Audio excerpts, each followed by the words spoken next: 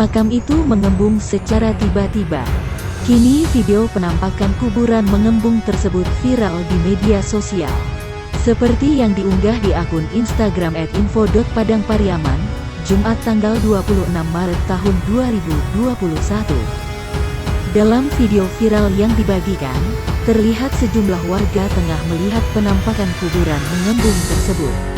Terlihat kuburan yang biasanya datar dan hanya tumpukan tanah mengembung. Nisan yang terdapat pada makam di sekitar pun terlihat masih menancap.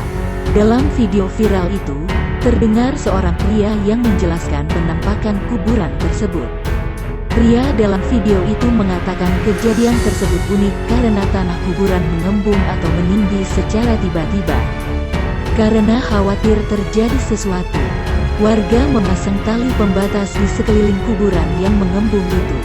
Diketahui, kejadian kuburan mengembung di Padangpariaman ini tepatnya berlokasi di Nagari Sungai Asam West 2 kali 11 6 Limbung.